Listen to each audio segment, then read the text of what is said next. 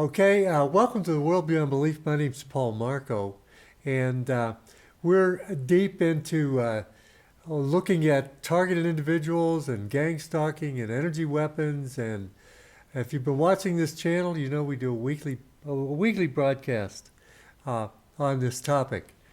But the reason that we got into this, and the what can I say, the saint who got us into this and leads us through this has been Dr. Eric Karlstrom. If you look on our channel, his videos are the most watched. He's an expert on this subject, and he's a brilliant lecturer.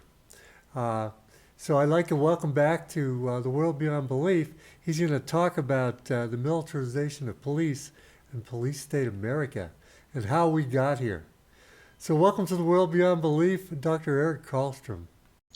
Well, thank you, Dr. Paul Marko. It's great to be back and to talk to you. And I know you've been busy with your fora with some very distinguished people on this topic. And so, wow, you're deep into it too. And it'll be good to compare our notes and our perspectives on this because we're all learning. Most TIs probably in the world still don't know what's going on to them. They know that their lives are being turned upside down, they're being harassed, they're being humiliated, they're being hurt in a very, very concerted and deliberate way. But they have no clue where it's coming from or why. So we're all struggling to put the pieces together on this thing. So, yeah, I think that we need to keep delving into the roots of this thing to understand it. And I think the more people understand it, the better chance they are going to have to survive it. And we fortunately have the benefit of the internet and these podcasts and information, Google searches, etc. So this is our best defense, information. And your World Beyond Belief series is, certainly top notch in this regard, and I'm sure has helped and is helping many. It's very confusing. We get lots of contacts, I'm sure you do too, contact from people claiming to be TIs, and many of them probably are. You don't know exactly who's who in this world because we're dealing with a world of deception, military deception. And once we start looking into as we've done more recently, the contribution of the military and police and the interagency to this global program. It's their program, and of course the U.S. military and intelligence agencies work for the U.S. government, which of course works for and is now merged with the corporatocracy. So the lines of power we've talked about, but we're still trying to understand the details and put forth some possible solutions. Yeah, you can't give up, that's for sure. Yeah, I'd like to start, if I could, Paul, with Ike's farewell address. You and I both lived through the 60s, which was an extremely tumultuous decade. That was our growing up period.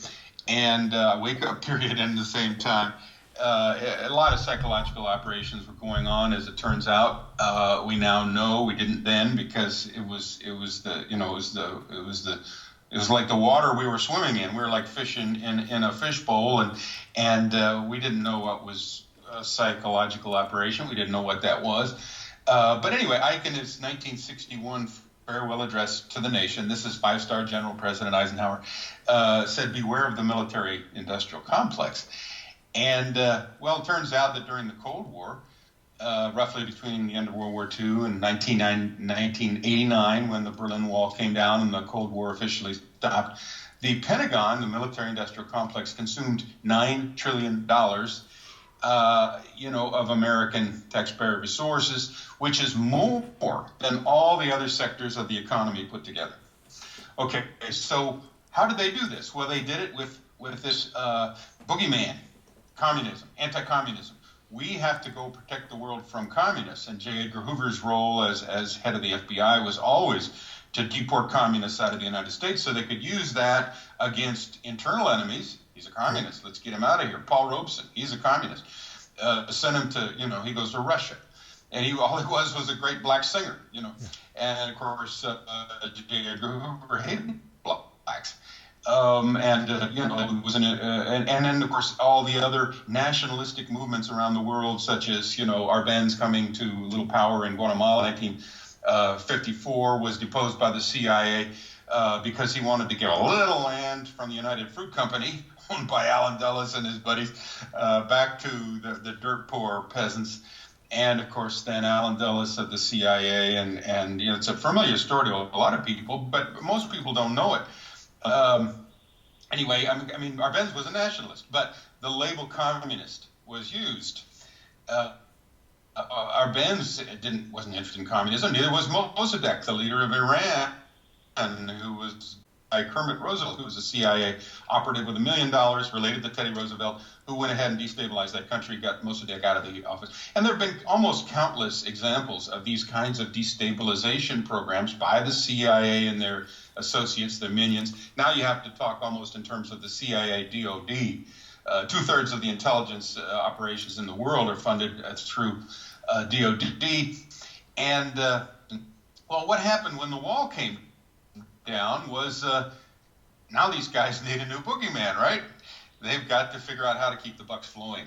And, of course, terrorism has come along as the substitute. So now the war on terror, the global war on terror, is the new catch-all basket. He's a terrorist. This is a terrorist nation. This is a terrorist group, blah, blah, blah. And now our military doctrine has shifted generation war. Few documents going back to the 90s or 80s even, and going right up to the present. The military is ready to fight against individuals and groups. War is not confined to nations anymore. War is out amongst the people. It's in your country. The battle space is in your neighborhood. Okay, so we have all these military people ganged up with the police now through the DHS, the Department of Homeland Security fusion centers. What they're doing is they're going through massive amounts of data that's provided by NSA on every aspect of Americans' lives that are being surveilled, the metadata, of everything about your health records and about your buying history and about your IRS records, etc. And if they find somebody that they think might be a problem to the national security, which is another huge blanket term like terrorism, which is completely fraudulent because it really is just protecting the power structure and not protecting the nation whatsoever. But if they find somebody that they think they don't like, then they'll have an analyst go in there and look through the data, and then they can annotate the data, put a little checkpoint next to this, and then they send it to another analyst. And there's 76 fusion centers now in the United States, and something like $60 billion a year coming into the Department of Homeland Security. And they're throwing out billions of dollars of grants to local police departments, et cetera, and local community groups to set up this civilian military spy phenom around system, which is actually doing, of course, the gangstalking. Right. So, we have this secret army. And what got me onto this idea was I get on these lists of emails, and some of them are pretty insightful. And one of the YouTubes that was given to me or was shared on one of the emails was of a journalist, George Webb. And I'd like to just make his last point. And in fact, the person who wrote me the email said, "Hey, I haven't heard of this idea before. You think this is true?" And basically what George Webb says is, okay, this gangstalking is an old program, going back to COINTELPRO of the FBI, the 50s, 60s, 70s, and going back to the CIA's MK Ultra and then MH Chaos, in which they spied on Americans during the Vietnam War because they were worried about the Vietnam Syndrome. Okay, the Vietnam Syndrome is when the people don't get on board for empire and colonialism around the world. And hamper and hinder the attempts of the military-industrial complex to go out and conquer the world, and which, of course, is what's been happening all our lives, Paul. And America has become the empire, the biggest and greatest in history, of course. And so he's saying this is an old program, but actually, he says now there's 2 million people on the terrorism watch list that the DHS has, but you can't find out if you're on the list because it's a state secret. Okay, so, and then he says, hey, but don't feel too bad if you're a TI because this isn't personal. What this really is, this is a training exercise for a secret CIA standing army to intervene in the case of an insurrection or a civil disturbance. Well, if you start looking into the literature, and I've got quite a bit of literature. I buy books and I read them. And here's a book from 2002, edited by Tom Burkhart, Police State America, U.S. Military Civil Disturbance Planning. Okay, so in this book, written by multiple authors, it's a small book. I really recommend that every TI or person who, now we call them heroes, right? Highly evolved, what is it? We're changing our acronyms. Now TI stands Truth Insister or Truth Interrogator or Truth Investigator. Right. So we've got to redefine this thing because all the terms are coming to us from these people, from the PSYOP people in the military or in the corporate sector. Now, I've got books now, Spies for Hire. Tim Chirac, 70% of the budget of the intelligence, you can call it the intelligence industrial complex, goes to private contractors. And many of these private contractors then will be headed up by ex-CIA, FBI, ex-FBI, and ex-NSA people through the revolving door from the government where they're trained to get more lucrative jobs in the private sector. And then they actually continue in the most sensitive areas of this, intelligence network, including all the black prisons that the CIA operates throughout the world, like Abu Ghraib and Guantanamo, Gitmo, and 25, 30 more. They're detention centers, they call them. Well, these are torture centers. Let's face it, and the U.S. tax dollars are paying for it. At some point, do you think the American people might say, did we ever vote to take over the world? Did we ever vote to torture Iraqis and have our agents sodomize Iraqi boys?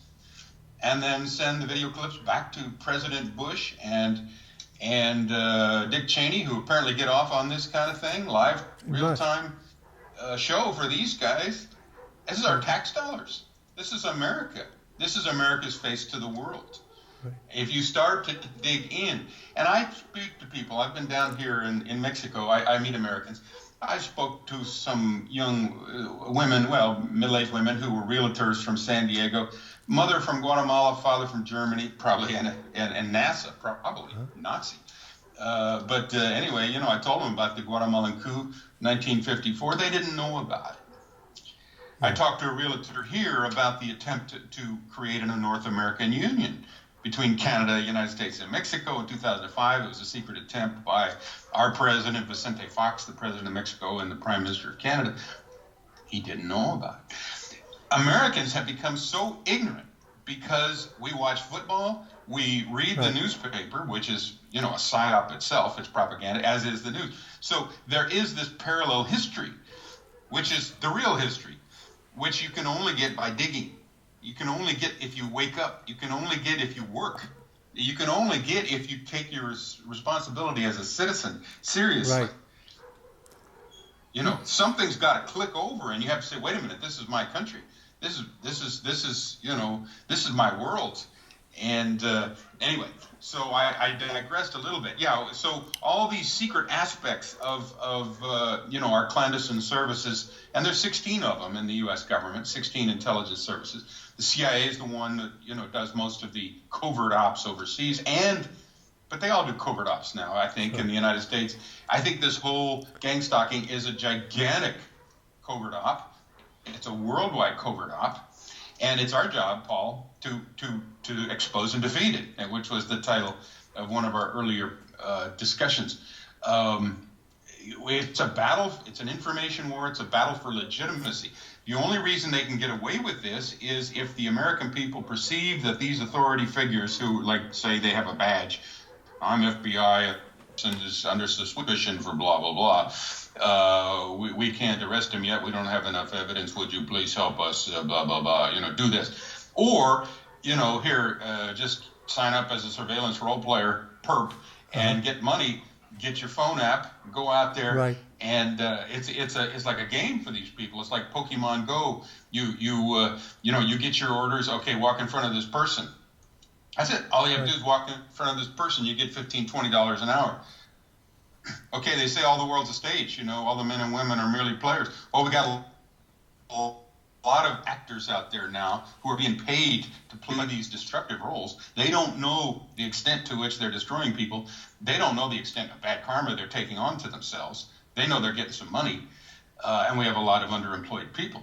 But this system is just so profoundly and fundamentally evil that it must be exposed, and these people must be called out. I mean, all the world's a stage means, it's all the same. It's not all the same. You do this kind of thing, in my present worldview, you're going to hell. That's eternal consequences. That's payback. That's you're putting people in hell. Hey, you're going to go to hell if you're doing it deliberately, unrepentantly, consistently.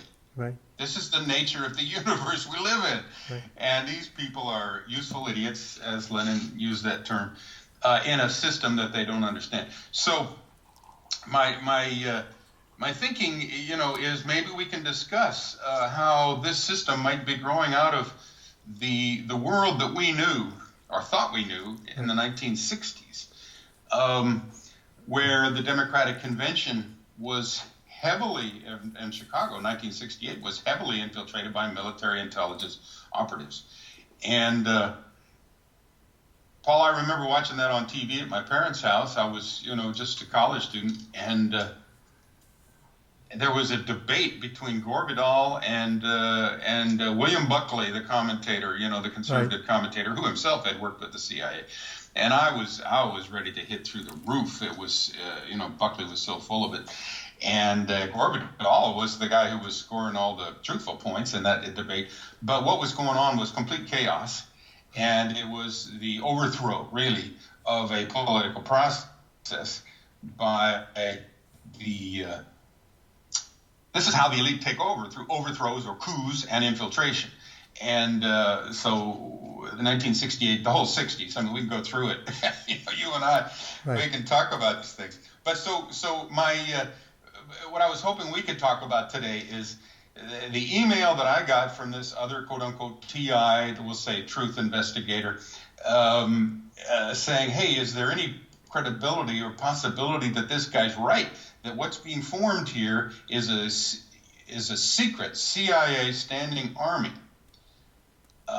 Who are these people then who are the perps who are in a command and control system, which is now driven by the military with their fourth generation warfare structure. So you now have these mobile command centers, these C4ISR, command control computer communications, or command control communications computer, and intelligence, surveillance, and reconnaissance, who are bouncing information off of satellites and who are accumulating data in real time, and who know tracking every individual that is in the system and then putting people on them to harass them based on psychological protocols that have been developed for those people that are designed to degrade them, as in the Zurzik song of the East German Stasi, decomposition.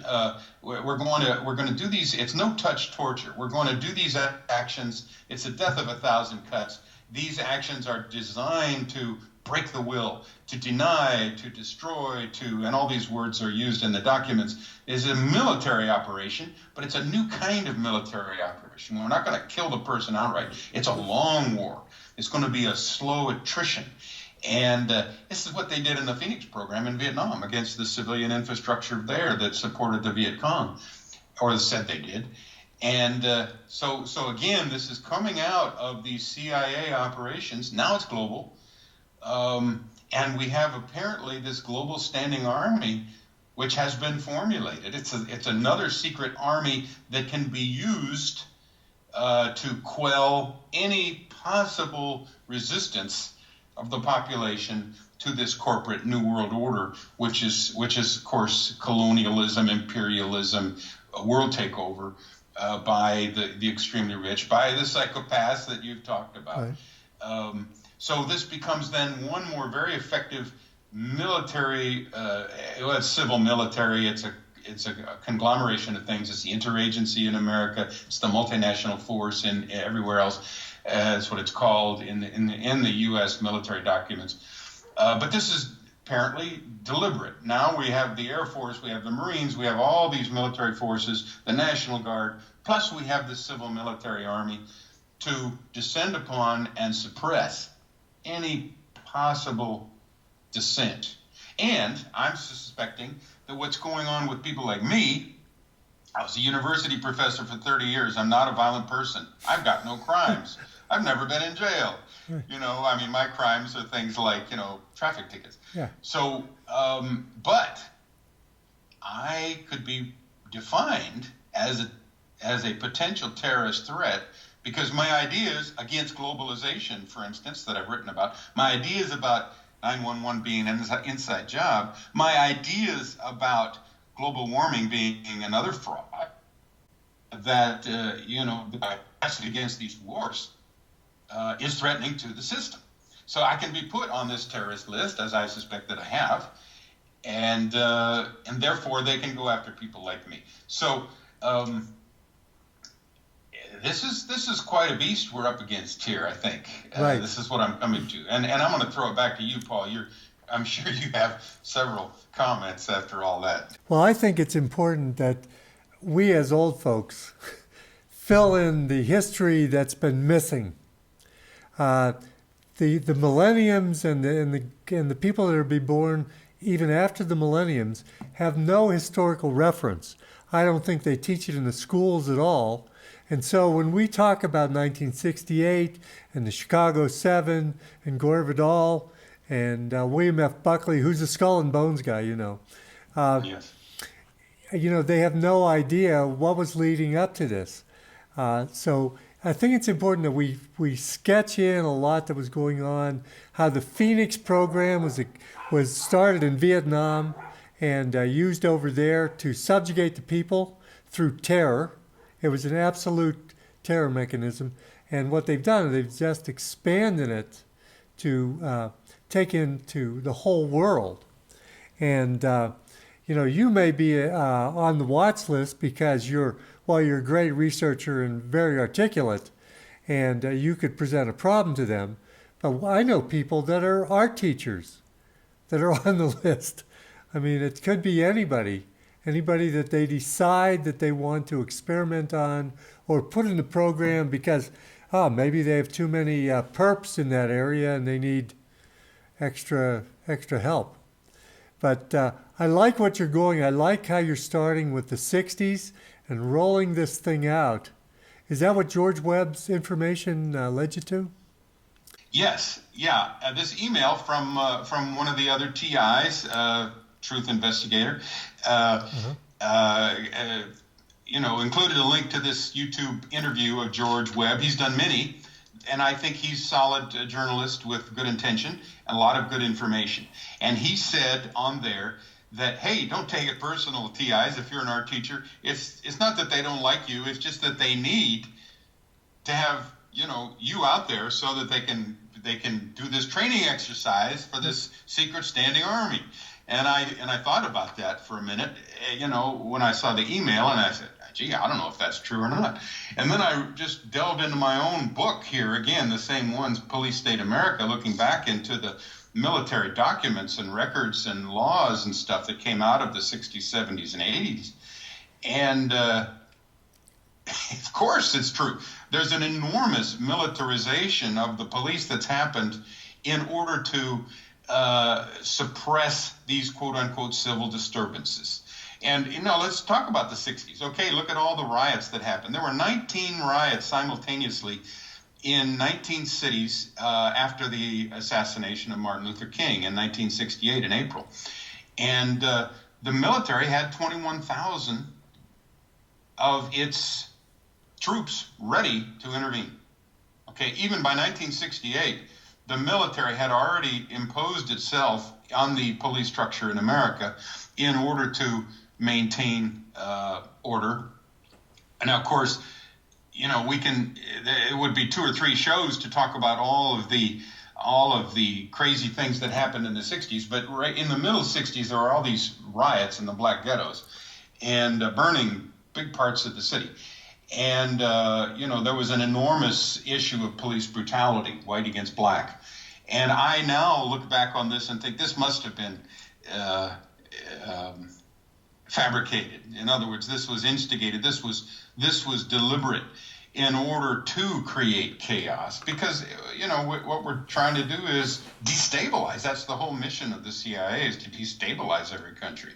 So I think that these and what we see then is, the CIA and the intelligence operations in Laurel Canyon, where the sons and daughters of the military-industrial complex were the rock stars. Well, right. This was then to create a false opposition to the Vietnam War. In other words, to discredit the real opposition to the Vietnam War by painting the hippies as being crazy, stoned, right. Rock and roll nuts, And Middle America then would reject the whole generation. So we had effectively a war between the generations. Well, you talk about divide and conquer. This is very effective back with just about a civil war back in the 60s. And, the long hairs against the short hairs and that sort of thing. And we see the same kind of infiltration and manipulation, say, in the Battle of Seattle, 1999, when you have this coalition of environmental groups and social justice groups protesting the World Trade Organization in 1999. And it was a peaceful demonstration, except the Black Bloc. The whole thing was infiltrated by these people in black clothes who went around, breaking windows and stealing TV sets and burning things. Well, the Black Bloc, as it turns out, was making money, and they were housed in downtown Seattle. Right. Their housing was paid for by the powers that be in order to discredit this this protest. In other words, so they hate dissidents, they hate dissent, and you've done programs on the Jade Helm. And you know about Jade Helm 2015 military exercises, civil military exercises, and then the unconventional warfare exercises 2016 involving 8 states in America. Who are they going after? They're going after dissidents. And you can make money then by playing the role of a guerrilla leader. This your surveillance role player. Your role is to be a guerrilla revolutionary leader. And now the game, the war game, and they love war games and drills, is to take you out. Well, obviously they're preparing for a big insurrection. Right. Obviously they're preparing for the clampdown of martial law.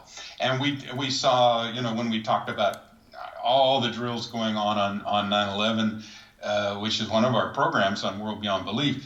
Webster Tarpley, the historian, the economic historian, identified 46 military drills going on the day of 9/11, 2001, and leading up to it, which mimicked every aspect of the quote-unquote terror event, state-sponsored false flag, synthetic terror event, which was 9/11, then provides the justification for this gigantic ramping up of the global war on terror at home and abroad.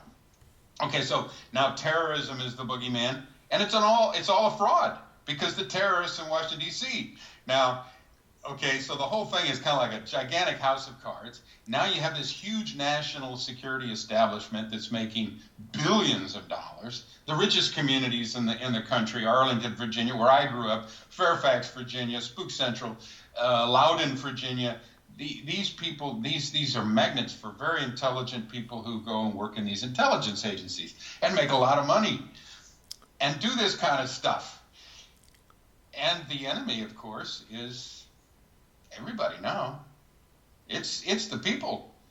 And yes, if you're an art teacher and you're put on one of these lists, your life goes to crap. And you're part of maybe, apparently, a training exercise for this secret army. Fantastic. That's the new concept here. Well, I wanted to do a podcast on that, and we can mend this together. You're on fire, by the way, Eric. If I had a professor like you in college, I would have probably stayed awake the whole time. I mean, well, I wasn't on fire all the time, I'll tell you. No, we have something at stake here. I personally do, since I seem to be one of these people on the list, one of these truth investigators on the list. Absolutely, we are. And here's the difference. This war is the same as all the other wars, all down through history. It's the people against the elite power. I think they're satanic. It's the people against the satanic elite. And that's the way it's been. That's the way it was in World War II, when they got the Nazis fighting with the communists, fighting with the U.S. Chamberlain wanted to make peace with Germany, but the Queen heard that and got him out of there and put Winston Churchill in there. We don't want peace. That's the idea. We want war. We want them fighting one another. Now we're in the same thing. We've got, they think they're fighting, is China a threat? Is North Korea a threat? Come on. Geez, what's it? Yeah, they hate to. Is it the size of Rhode Island? I don't know how big that country is, but it certainly couldn't be as. What do we have? We have our military budget is more than the combined military budget of all the other countries, and we're frightened of North Korea. It's all baloney. The idea is it's us against them, and what we see in this war that's going on with the TIs, the surveillance, the mind control, is them against us coming out. And the sooner we realize it's us against them, the sooner we can look back at what they've been doing. And I think this podcast is a great historical reference at how they've been warring on us since World War II. That's my reference. And how they orchestrated in the 60s. In the 60s, according to a way of measuring time called the saculum, we go through an awakening time. And everybody during that time, union members, old people, everybody wanted out of Vietnam. We all wanted civil rights. That's just what was in us. That was a meme that was growing up. So to fight the meme, what does the elite do? They divide the young people above from the old people using a method called the Aquarian conspiracy, where they made us into hippie dope smoking. That's a throwback from the 60s. That's right. From you can't explain the 60s to somebody who didn't live through it. I mean, it was very, very, very chaotic. It was like going through a blender, and turn it on high. And see what and scramble that north arrow that people might have internally. You don't know which way you're pointed when you come out. No, and we were coming off of Leave It to Beaver. We were coming right out of Leave It to Beaver into this craziness, the hippie movement, and then you mentioned the Chicago 7, that craziness. That's the first time we'd ever seen anything like that. It was like the whole world was falling apart after the Kennedy assassination, and. But it was all staged. It was all staged, exactly like the War on Terror, exactly like 9/11, exactly like what's going on today. And we have to remember so we know what side we're on. I think it's really important. Yeah, and if we want to look at the historical aspect of this, we can go back to Plato and Plato's Republic. He says, in every city there are two cities, and they're at war with each other. One is rich and one is poor. And so, this perpetual war between the elite and their minions, because the elite print money out of thin air. They own the money. They own the whole economy. And their many, many, many minions. I remember when I was teaching human ecology at California State University, Stanislaus, and I'm sure this is one of the many things that could have gotten me on the list. I mean, I started out first 10 years, talking about, all the terrible environmental problems, and we're all going to die. And then after 10 years, I realized that the right-wing critique of the environmental movement was more correct. Actually, the biggest polluters are corporations and the military and the government. And most of the, we're going to die stuff is nonsense, including, of course, global warming. And but I would show a video, an excellent video called "Who's Globalization" by a guy named Kevin Danaher of Global Exchange in San Francisco. Kevin Danaher happened to have a PhD in political science, and he was a very fiery lecturer. And he would say, again, who's globalization? Is globalization for the elite or is it for the people? And he'd say everybody with access to a college education is automatically in a contradictory class position. They can decide to serve the elite, or they can try to serve the people. Well, hey, I made my choice a long time ago. I'm not interested in serving the elite. These are pedophiles. These are crazy people. These are greedy, as you say, Satanists. Get right down to it. You have to say they're Satanists. So, if you have the brains and the desire to, go on through, get an education, there is another option, and that is to serve your fellow man. Now, that's hard because your fellow man often doesn't have the same bucks as the elite does, but so you have to be clever. But this is the battle. This is the battle. And so to understand that this gangstalking thing is part of this larger sweep and is one of many, many programs that has to do with the power structure protecting itself from the people to take the people out, to neutralize the people, to degrade the people, to make sure that, it's a preventative kind of thing now. It can be used as a preventative. Make sure Dr. Karlstrom doesn't have much influence, so let's make sure that his efforts don't go anywhere. Let's discredit him. Let's defame him. Let's, degrade him. Let's decompose him, as the Zersit-Sung word means in the Stasi lexicon. This is what's applied now to American civilians who are unlucky enough to be put on these lists, as well as people from all around the world, and they don't know what's going on. But apparently, again, you have these mobile command and control centers. We have these tactical PSYOP teams moving around the world, with highly qualified people who are interested then in devoting government resources to neutralizing individuals and groups.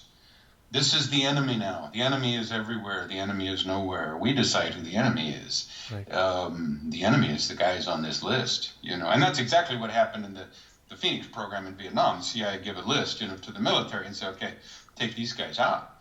And this is what happens in every country that the CIA takes over, destabilizes. They get rid of the intelligentsia. They get rid of the good people. They get rid of the union organizers. They get rid of, they'll go back to Chile, 1973 coup, which was a, CIA operation for sure. Came right out of the Chicago School of Economics, too, with Milton Friedman. We're going to, terrorize the people. We're going to get rid of the democratically elected Jacobo Arbenz, who wanted to make some democratic reforms. And we're going to put in our military police state dictator. What's his name? I always think of the Madonna. That's Perón. Yeah. But this guy, anyway, Arbenz, and who's the guy? Anyway, it'll come to me. But it put in our military dictator, and then 30,000 good people disappear. And where do they go? Nobody knows. You lost your relative. They're off the map. And it turns out many of these people would go to some of these cults that the CIA was running in Argentina, like it's just, Children of God or something, with a German pedophile running it.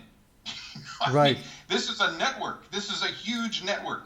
And the military-industrial complex got its tentacles into this satanic pedophile network and vice versa.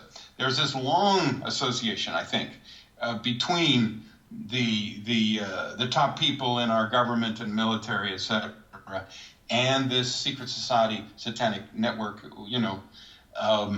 which goes back thousands of years and certainly wants to take over the world. You can make the claim that it wants to take over the world for Satan. And I think that's fairly obvious. But right. Because, if you cut that deal, you get everything, as like Jesus was offered the deal out there in the, on the rock in the desert after 40 days of, not eating. And the devil says, bow down and worship me, and I'll give you all the kingdoms of the world. And he said, no way. But there's a large group of people who have taken him up on that deal. And of course, then the payback is, you work for Satan and you go to hell, for eternity. So lousy deal as far as I'm concerned. But apparently, yeah, it's a very lousy deal because nobody's ever happy with it. I mean, you get what you want, but it's not what you want. Helping other people, their service to others, that's what you want, and that's what's going to give you happiness. Service to yourself will never give you happiness. Well, I'm lecturing, but I think it's a big mistake to think that wealth and fame is what you want, because you're not going to be happy with it.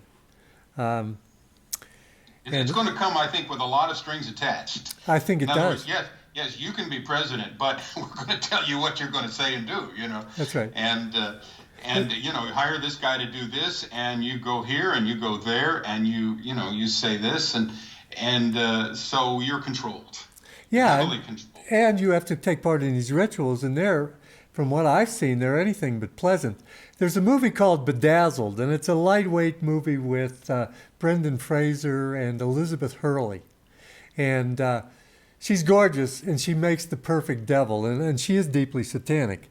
But it's interesting because every time she grants Brendan Fraser a wish, I think it's on YouTube. Every time she grants Brendan Fraser a wish, it's not what he wants. It's, something's wrong, and I think that's what you're going to find. So knowing that you're on the right side, doing the right thing is where you want to be, even though we do get kicked around and we do get deceived constantly. Even in this podcast business, let alone being an individual like yourself who is spied on all the time. Yeah, part of this being, a target, quote unquote, is, or the part of the, you're somebody else's training exercise is, they're running all these little setups, all these little games on you, which again are designed by psychological operations teams to send you messages which are designed to, deflate and degrade and humiliate and to wear you down, and so that eventually you'll give up. You'll give up doing anything. You'll go out of your house, that's what they want, or you'll kill yourself. Right. But they, a success for them would be you kill yourself. See, this is a new kind of warfare. In the old warfare, they just killed you.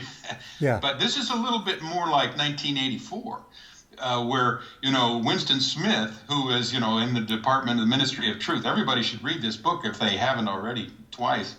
And Winston Smith noticed that, the ruling elite is having him, rewrite the history to suit their present needs. And he's constantly rewriting the past. And he's got just a little bit of an independent streak. He finds this woman attractive.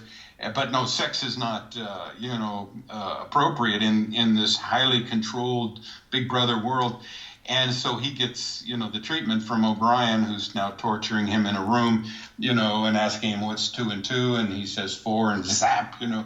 And then he says, okay, now what's 2 and 2, and he said, well, anything you want, please stop, torturing me.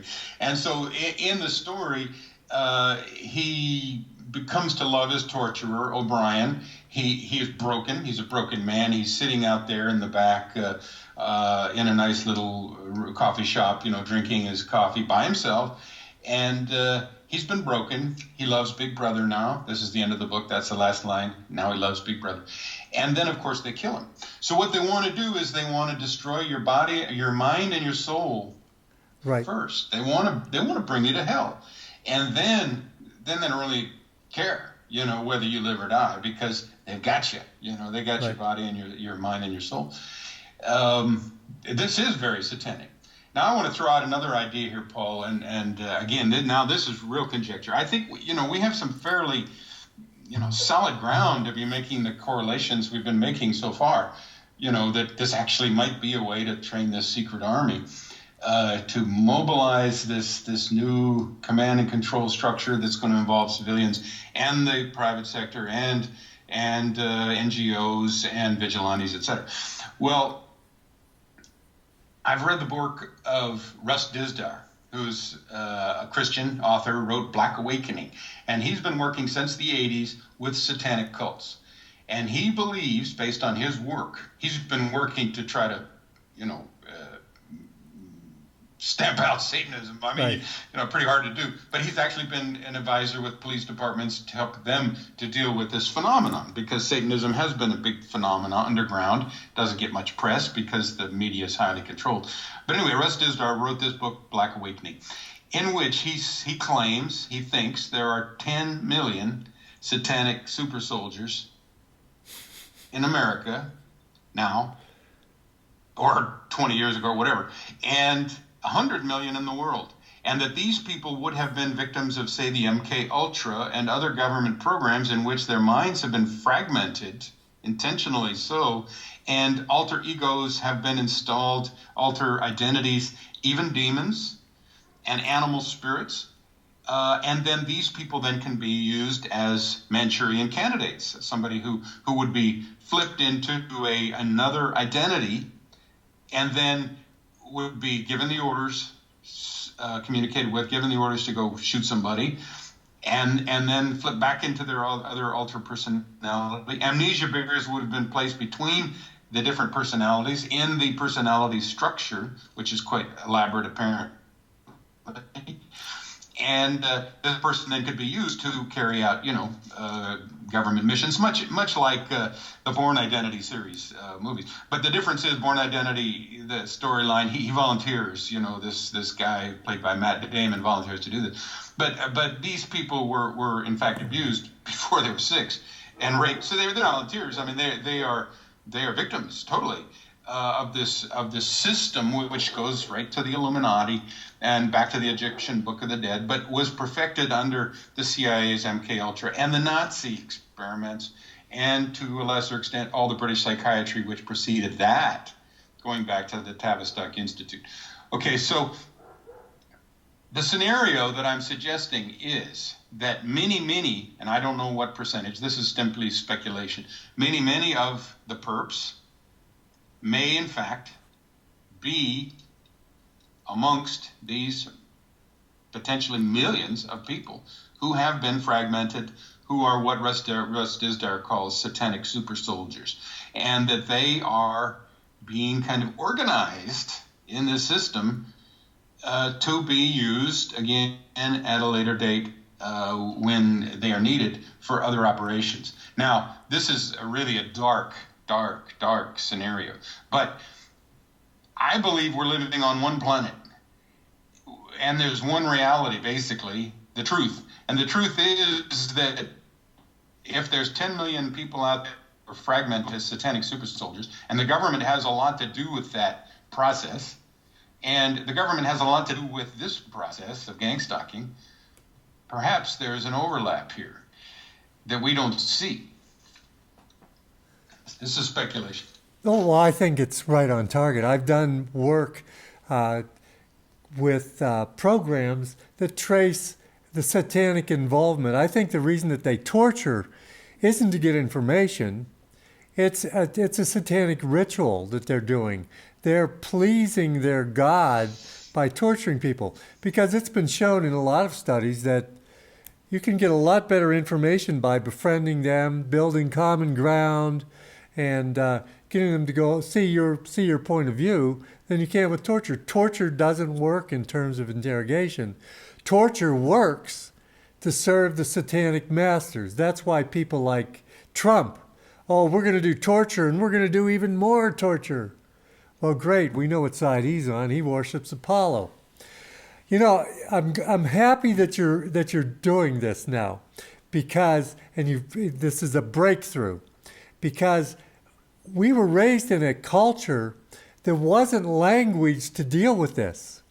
I mean, we were taught to dismiss Christianity when we were teenagers, because they're going to tie down our ability to have fun, and they're prudish, and my God, and then all the language that goes with languaging the situation that we're in.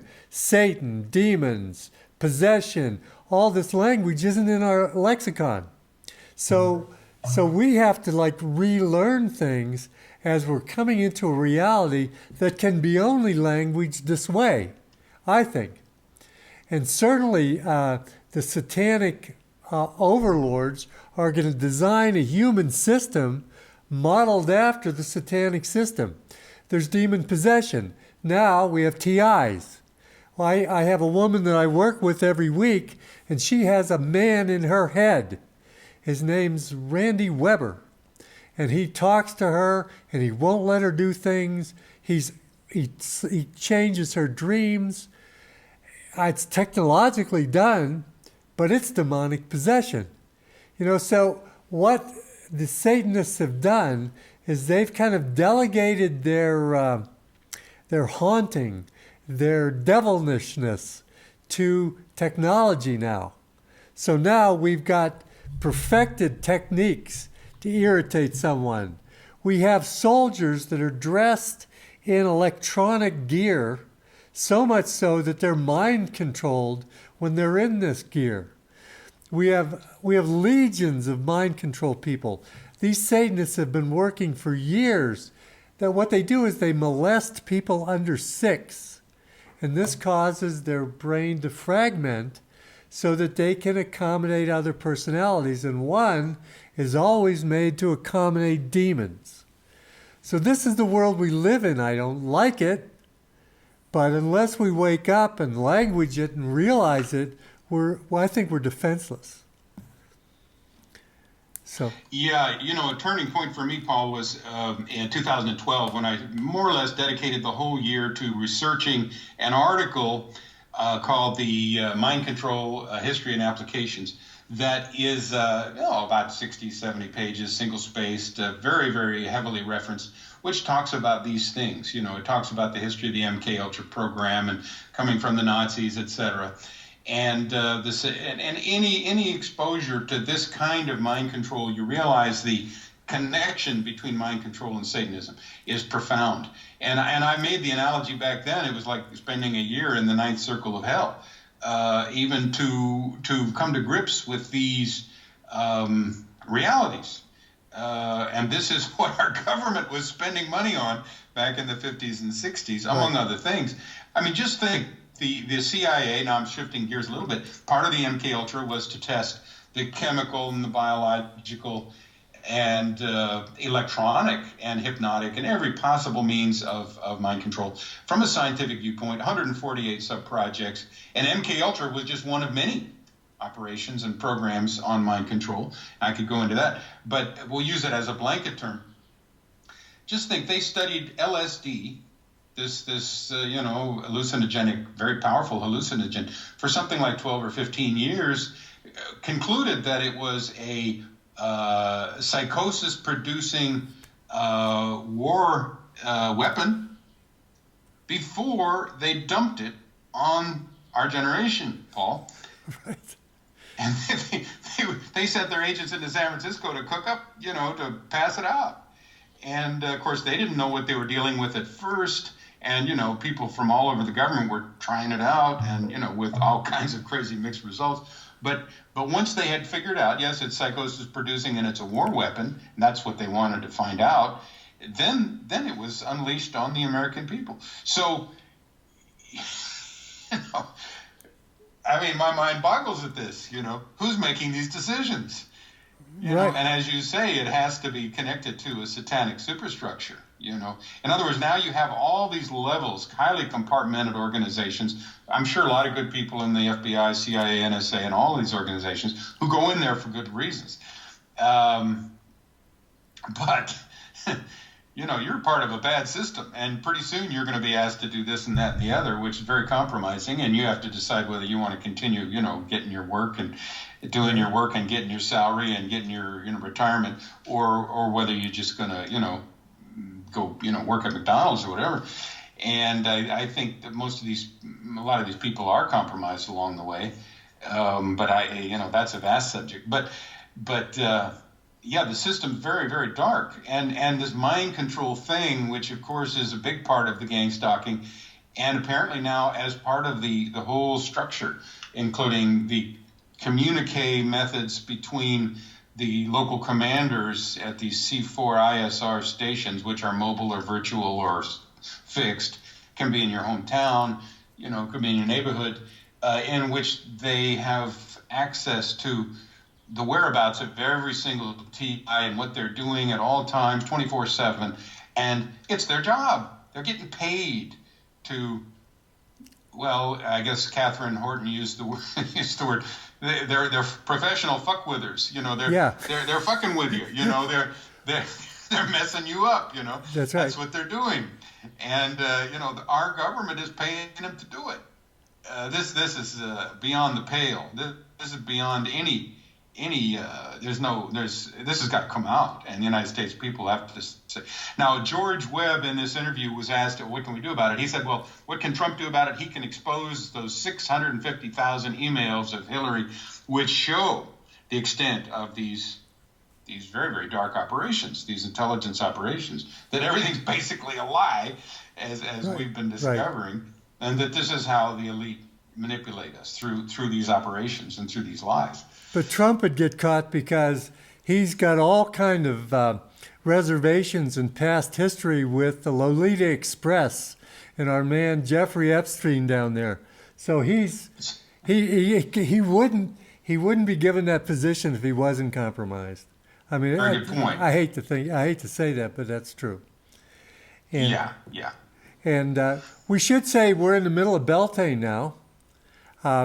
This is a satanic ritual time of the year when up until 2 days ago, up until 3 days ago, they were gathering captives, young children and women, and on the 25th they started ritually sacrificing them, and they'll do that all the way to May, sometime in the beginning of May.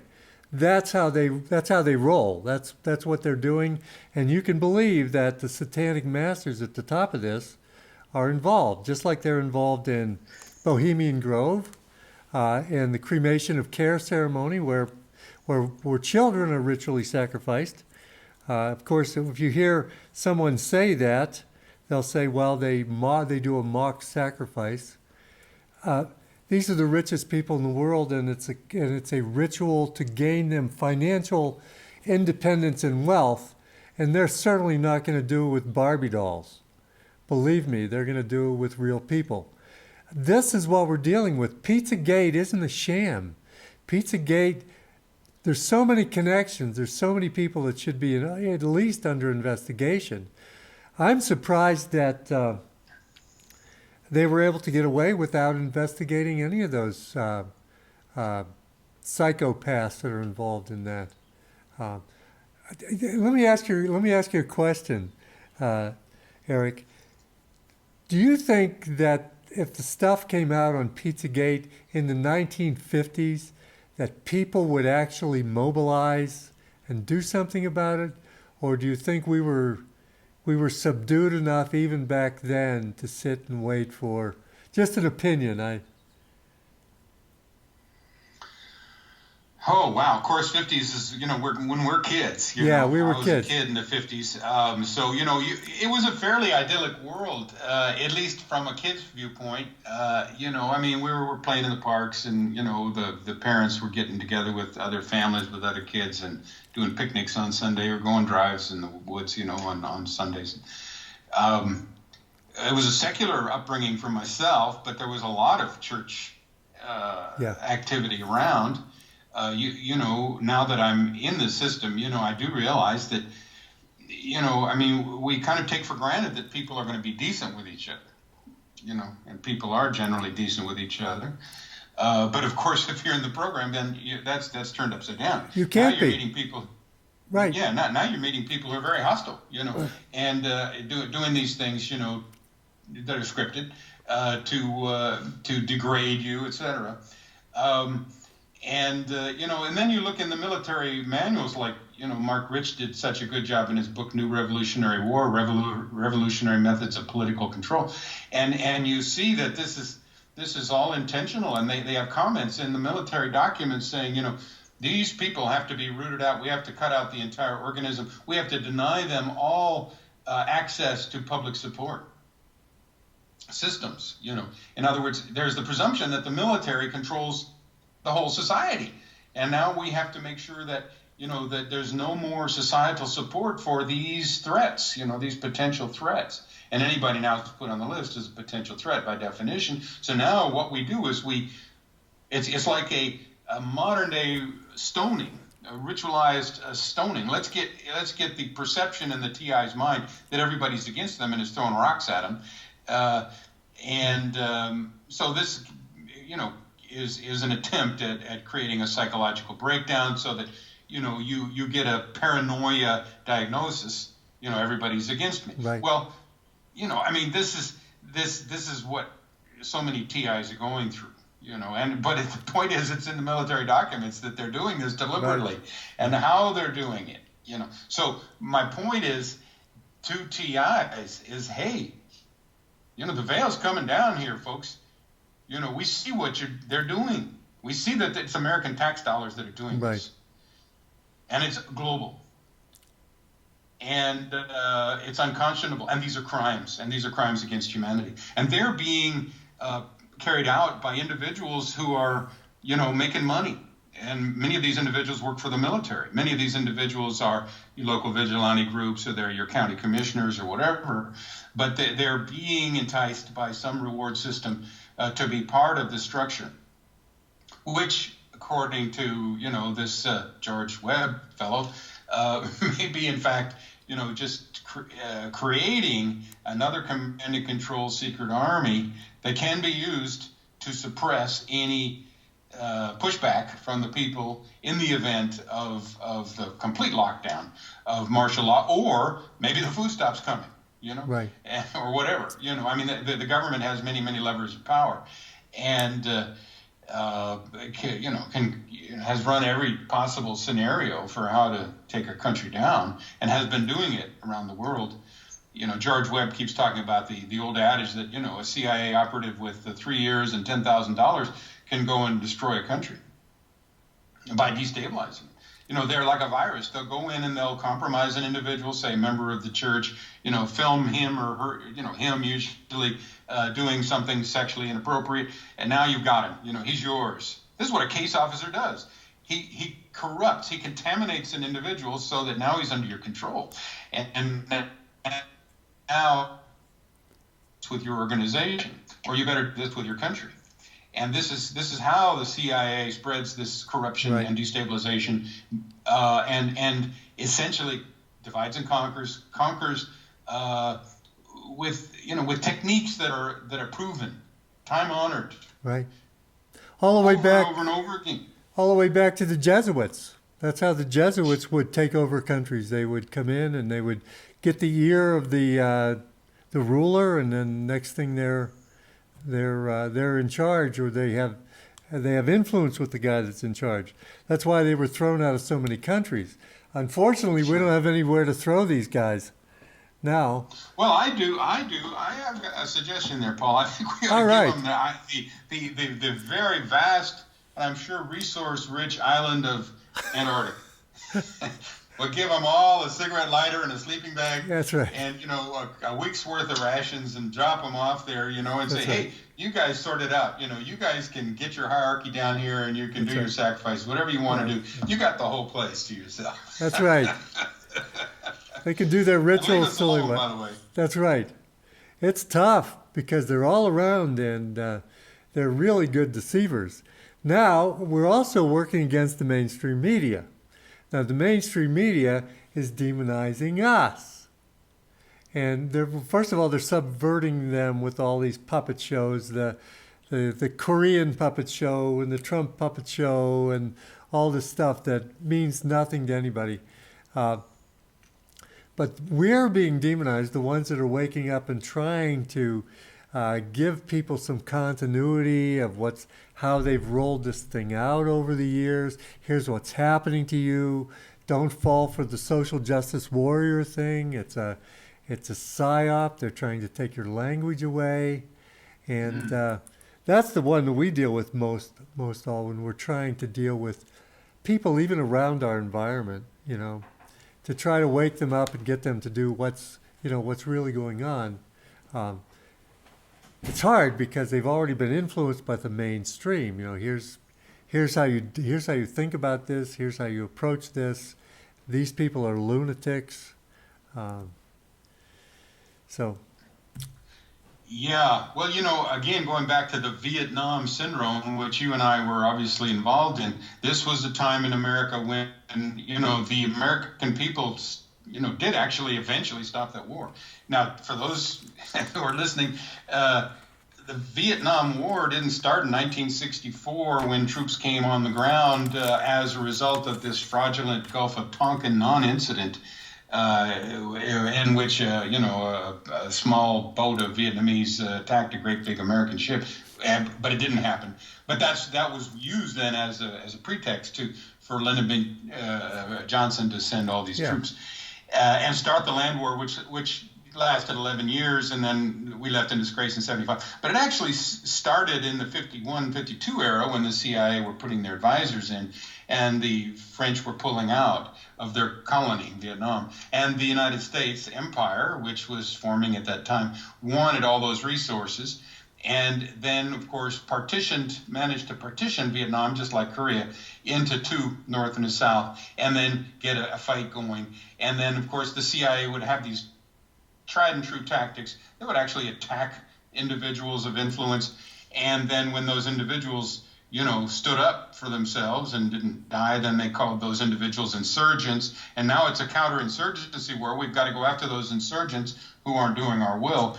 It's the same thing now with terrorism, counterterrorism, terrorism. It's the same thing. The counterterrorism, every federal agency has a counterterrorism unit now.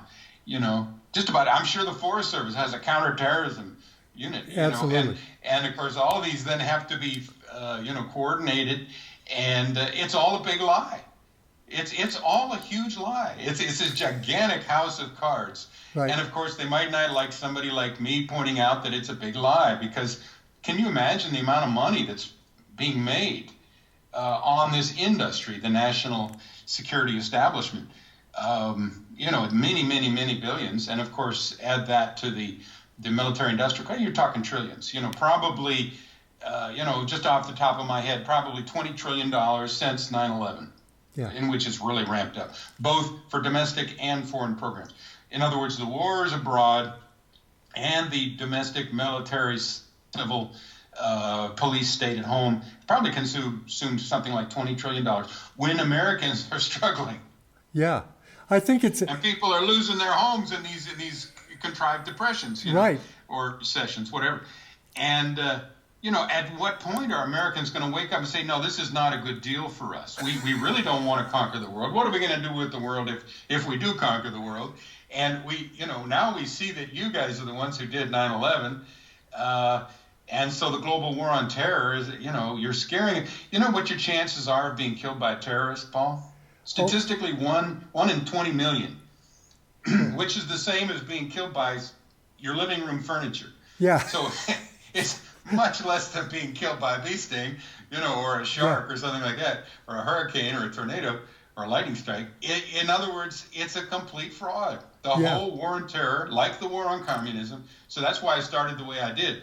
You got to have this perceived external threat.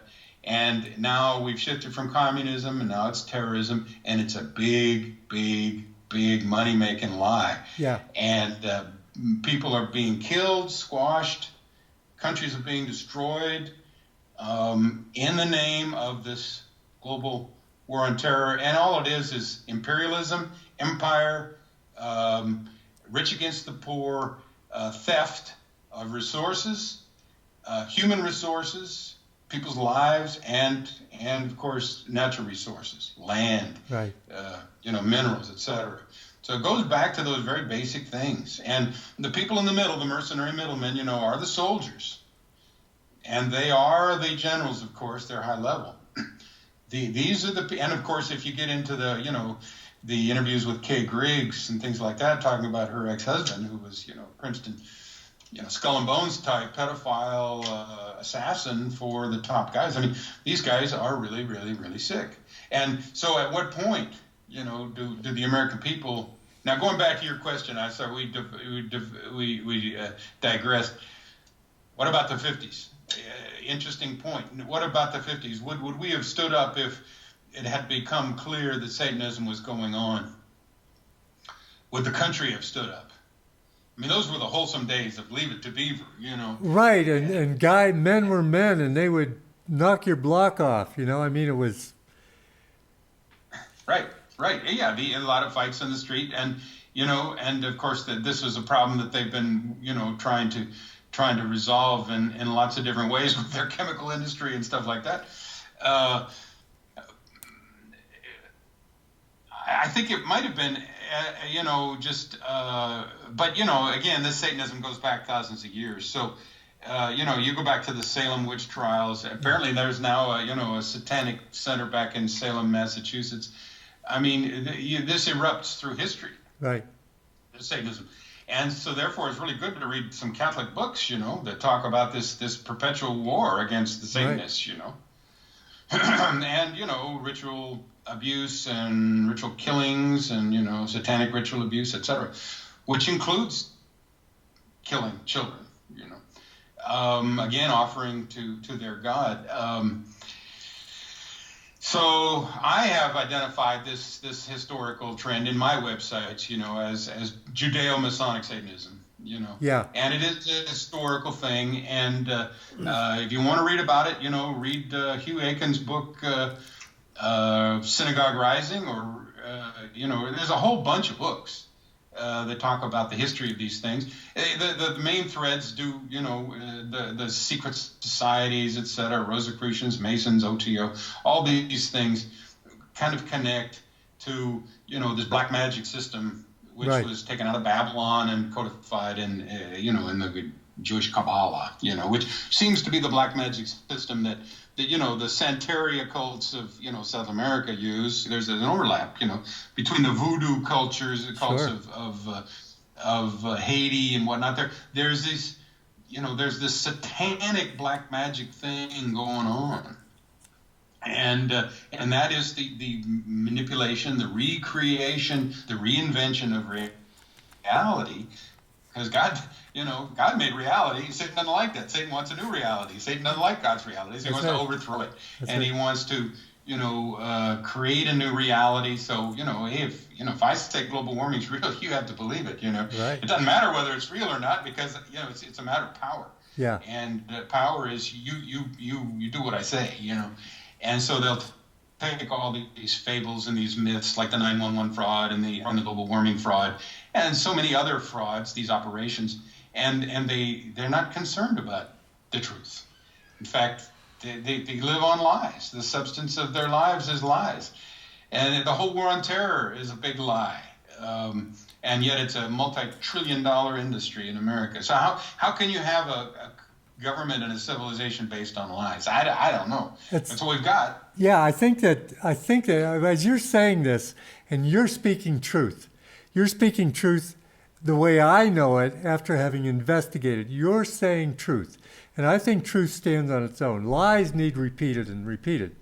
But truth stands on its own. And they always call it a counterinsurgency, which is really interesting because a counterinsurgency, it's counter to something. It has to be against something. So let's say the insurgency is the truth. And we're awakening to the truth. And we're starting to be really threatening to them. So if you look at it that way, and then you think of the vast resources, nothing else takes up this many resources as this counterinsurgency, to lock us down, to shut us up, to alienate us from everybody else, to divide and conquer. They're spending so much effort and time on a counterinsurgency. Our insurgency, which is the truth, has to be incredibly powerful. They have to be scared of it. Do you see where I'm coming from? Absolutely. Absolutely. And I think that's a very good definition of our situation. Now, Pete Seeger said something interesting, of course, the folk singer. Truth is like the grass. It keeps coming up through the cracks in the concrete, So they have the problem of the fact that, their edifice has got cracks in it and the grass keeps coming up. And they can't destroy the truth, although they keep trying to destroy the truth. And, of course, Jesus did say, I am the way, the truth, and the life. And so there has been this historic effort to destroy Christianity. And notice it hasn't been successful. But certainly Christianity has been degraded by, manipulation and infiltration, etc., so that a lot of what's going on in the name of Christianity has nothing to do. I mean, you go to the Vatican. I mean, my God, the opulence there is phenomenal. I think Jesus wouldn't recognize the place, as having anything to do with what his life was about. But yeah, I mean, truth is reality. The Creator gave us a beautiful world, and the enemy, I guess, if you buy into that kind of basic biblical worldview, his job, he wants to take it over.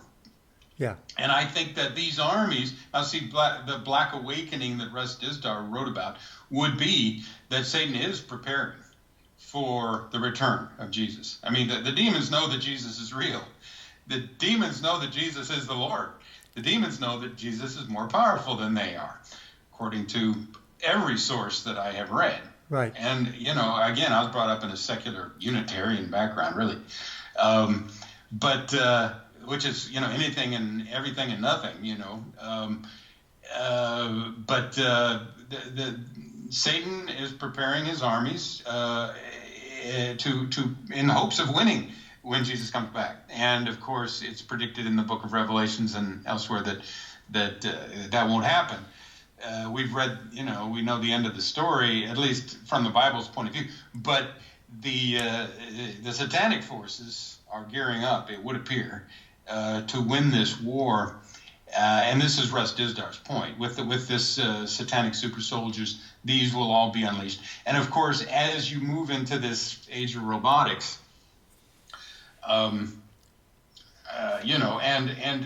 Hitler said, World War II is about the Superman. What is the Superman? The Superman is these enhanced individuals, these satanically enhanced victims of satanic ritual abuse, who can then be the Manchurian candidates and the sex slaves and whatnot.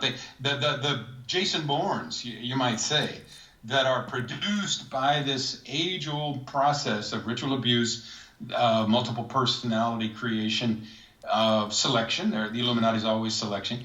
And the Illuminati is one of these secret societies at the top that has a plan for taking over the world, which was enunciated in their 1776 documents. They were found on May 1st, 1776. And going back to that calendar of yours, April 30th, coming up in a couple of days, is Walpurgis Night, which is the day before May 1st. Yeah, this is a very, very important satanic holiday, perhaps the most important on the calendar.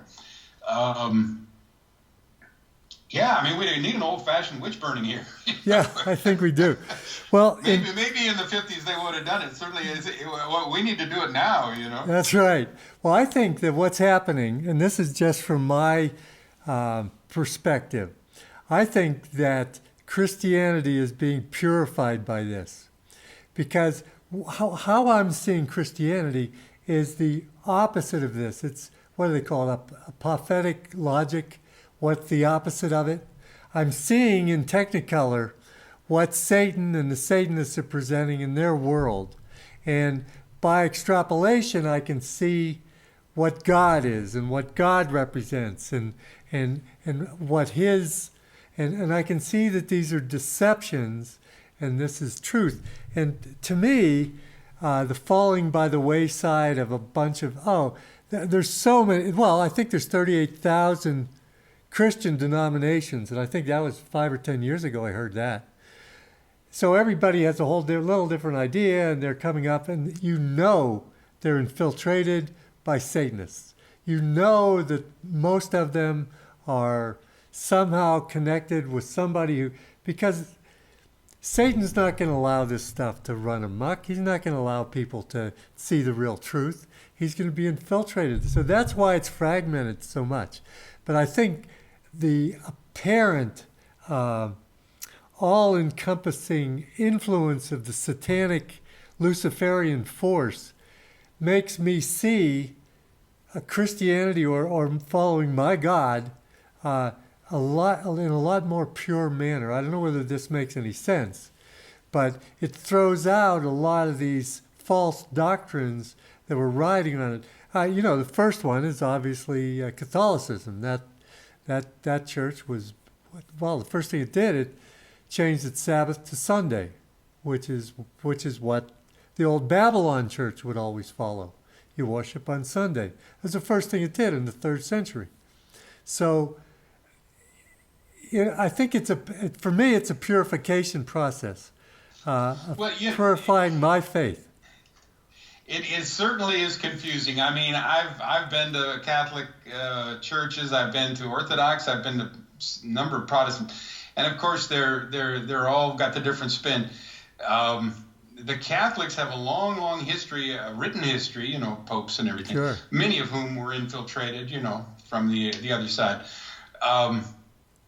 But you read a book like Hugh Aiken's Synagogue Rising, and he's talking about the synagogue of Satan here, which Jesus predicted, which is really the top echelon of, well, he says they're Jews who say they are Jews and are not Jews. Right.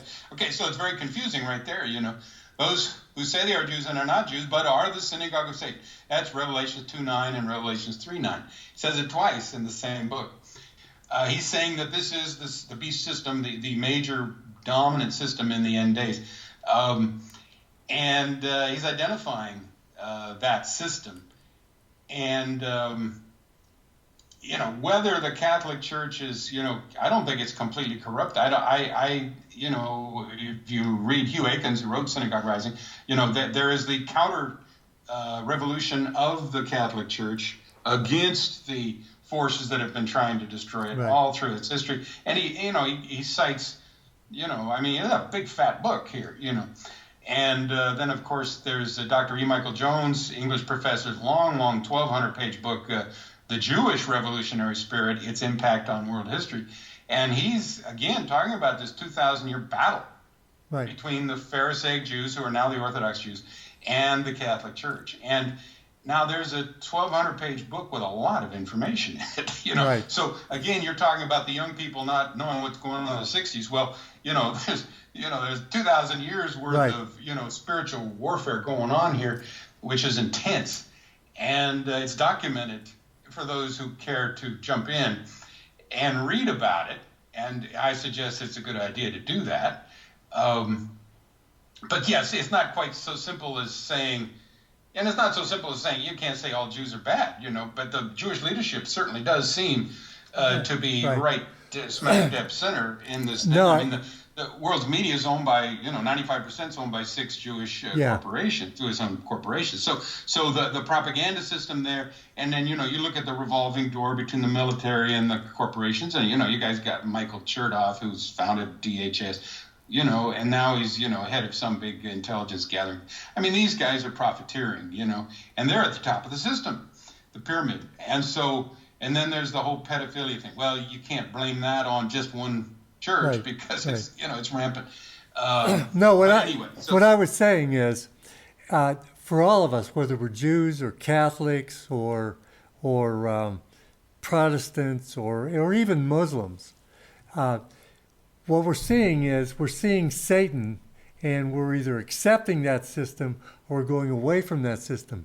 And it's a filtering process. And it doesn't matter whether you call yourself Catholics, because I know some Catholics that are exemplar people. I have 4 Jewish children that are wonderful guys.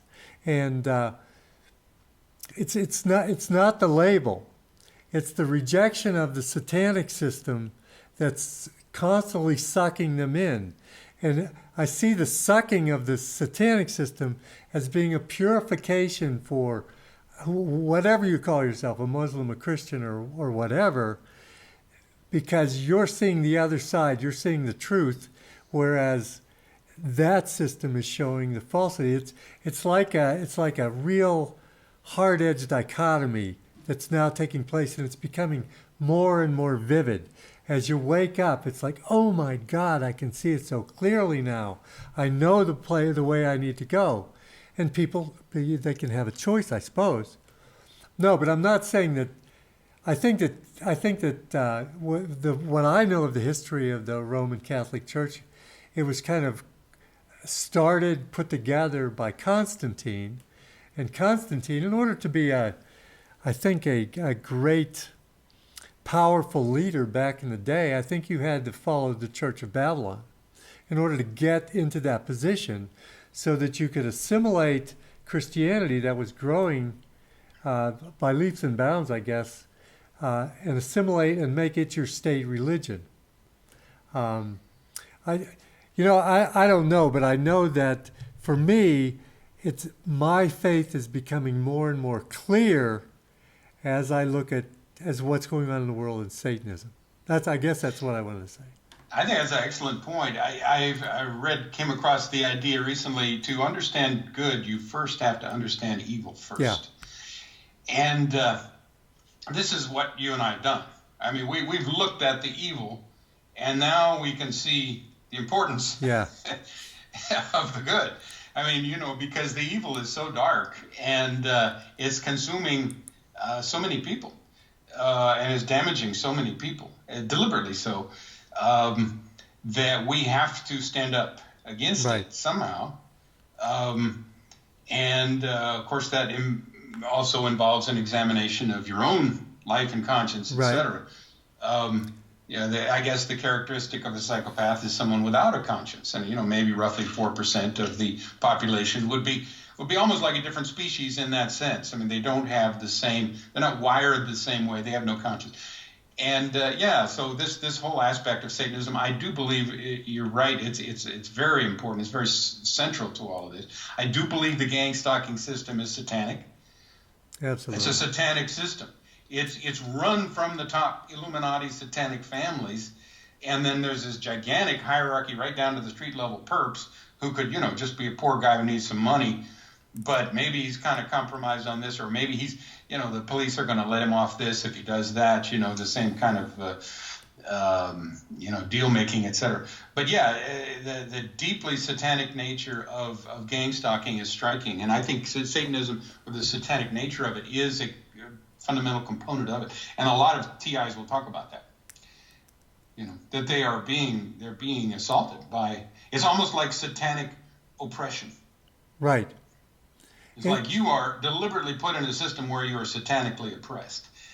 And, maybe they're just, taking people who are currently not scripted to go to hell and make sure that they go to hell. Maybe it's almost as simple as that. It's like, okay, let's get more recruits for our religion, which is, Satanism. Yeah. The question for me is this all orchestrated from the top with the help or the overseeing of God, or is it actually the way that Christians describe it as a battle between good and evil? I've trouble with that one, because I think God's all powerful, omnipotent, and all present, and so if this is happening as a war against him, there has to be a force that matches him, and I don't think there is a force that matches him.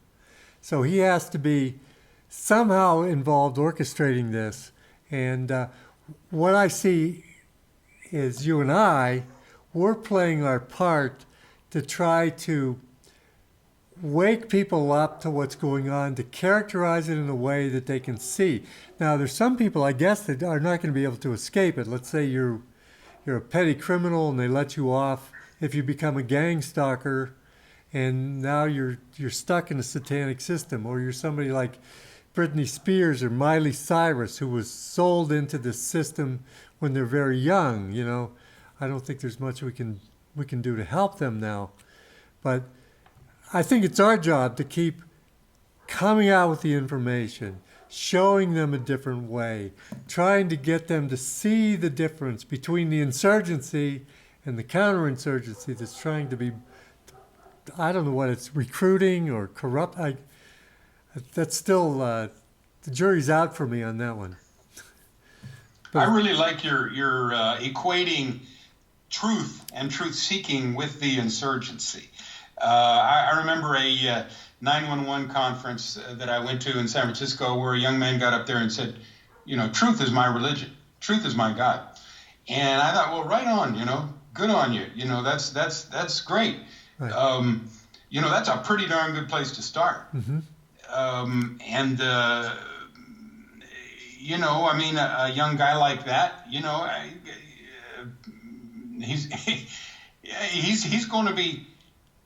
he's going to be under a lot of pressure from the other side, isn't he? Yeah. To knuckle under or to cave in or to be tempted here or there or to somehow be drawn into that system. So this apparently is the world we live in. It's this battle. Now, when I'm going through my day, I often say, well, take it easy, God's in control. Yeah. And in other words, He is the creator. He is the but I'm with you in that there's much I don't understand.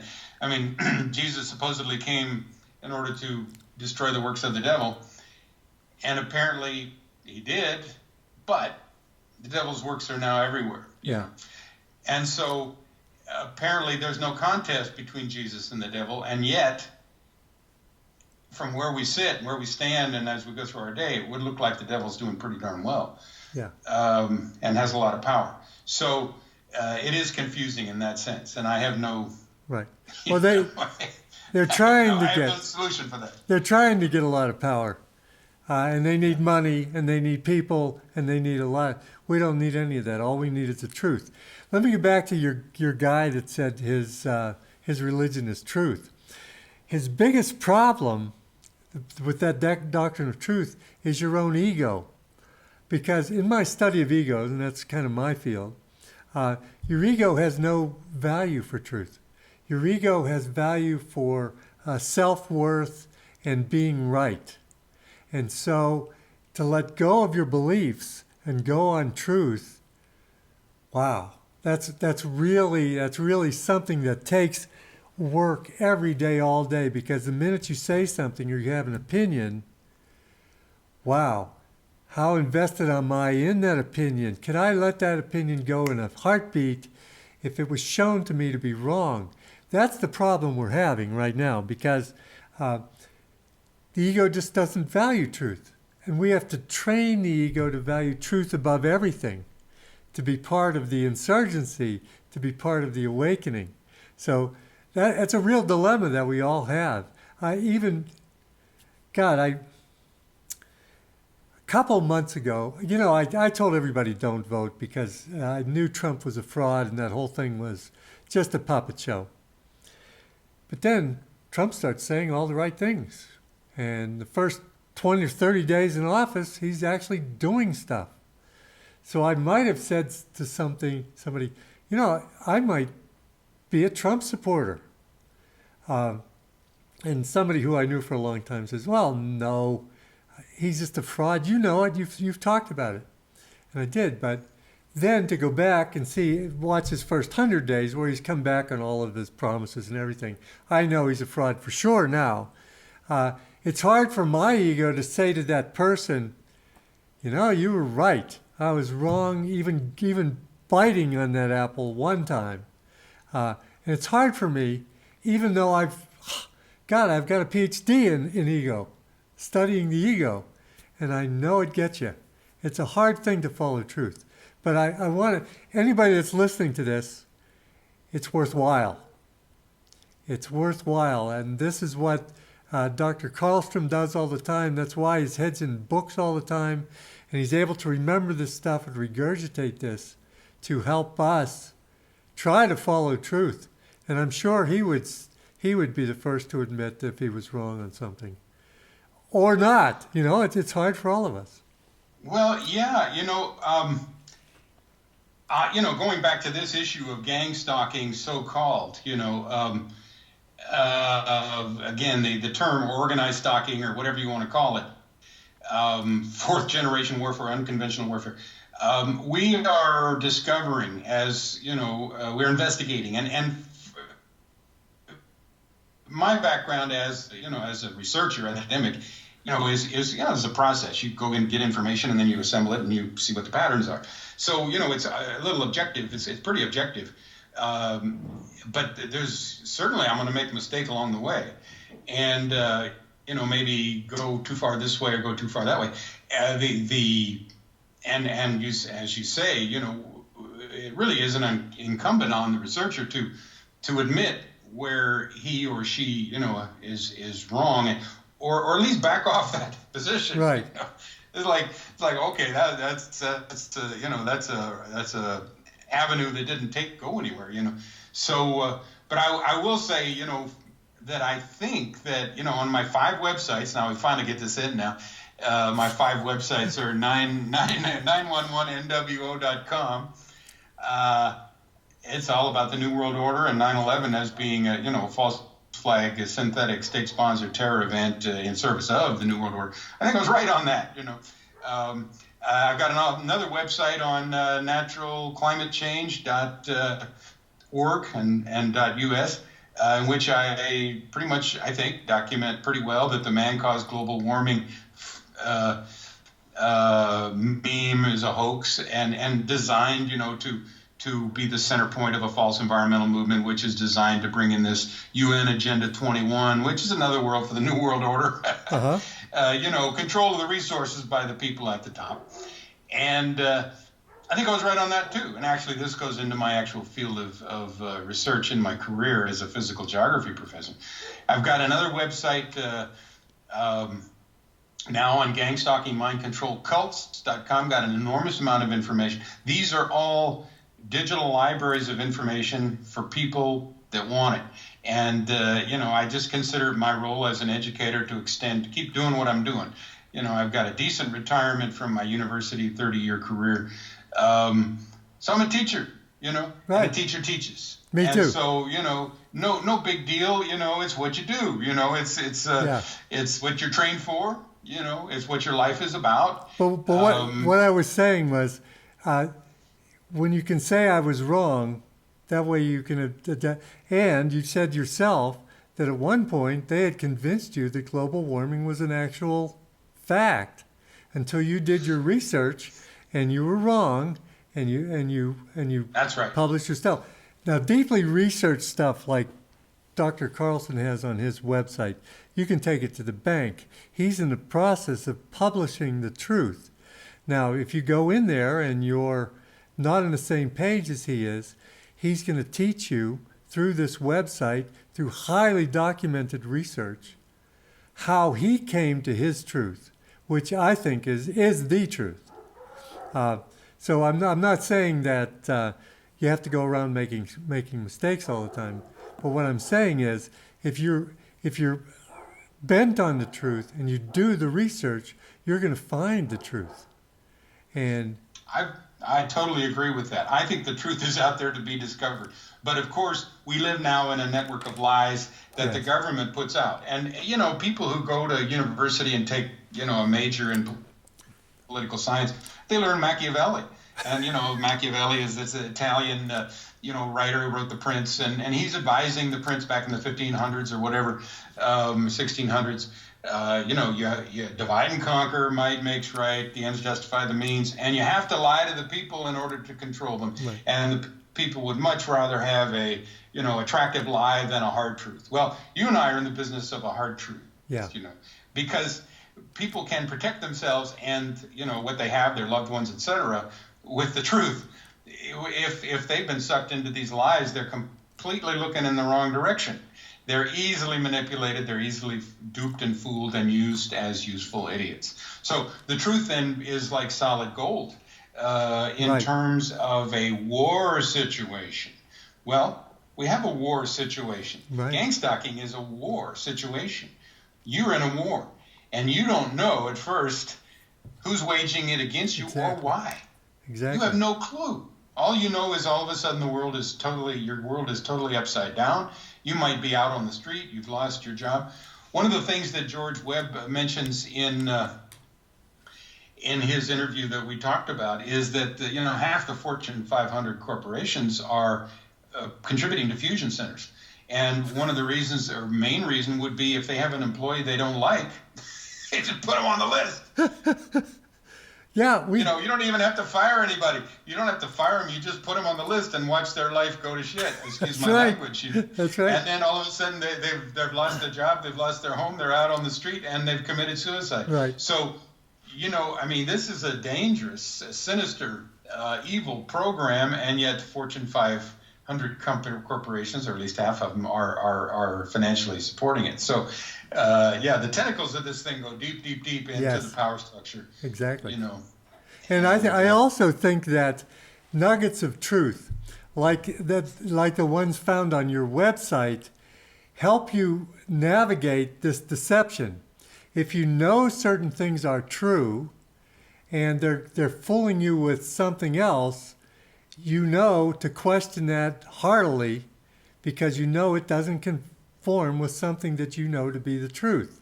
So finding the truth and knowing the truth is the only way to get through this maze. It's the only way to formulate the insurgency, is knowing.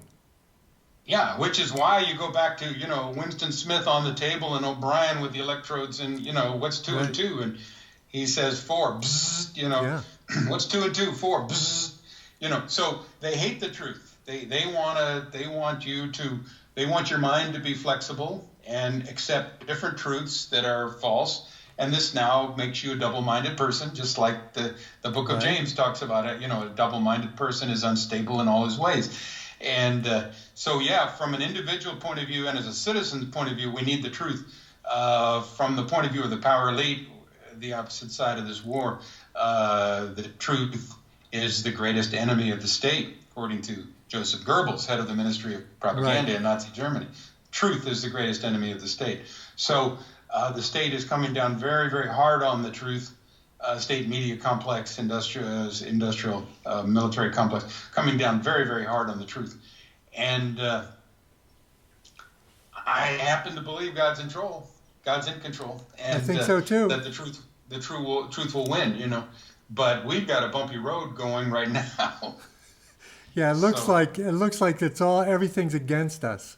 But I think if we just ground ourselves in knowing that we're finding the truth, and even certain people that I've known that have been rudely awakened by these things or being involved in this TI program, the benefit is you can no longer live in the BS world that they've created for us, because it's not comfortable anymore. You've got to look, you've got to find, why are they doing this to me? What's happening? And I think some good's coming out of these horrible, torturous things that people are going through. I tell you, an image that goes through my mind that is very bothersome. I see this image that we've seen on TV and in the documentaries of the, square-jawed Marine sergeant, or who knows, maybe he's working for Halliburton or Blackwater or something. And he's at Gitmo, Guantanamo Bay, a torture center, a detention center, where they rounded up these goat herders from Saudi Arabia, obviously who had nothing to do with 9/11. And then they put them in, confined, solitary confinement. Basically what they're doing is driving them crazy slowly through torture.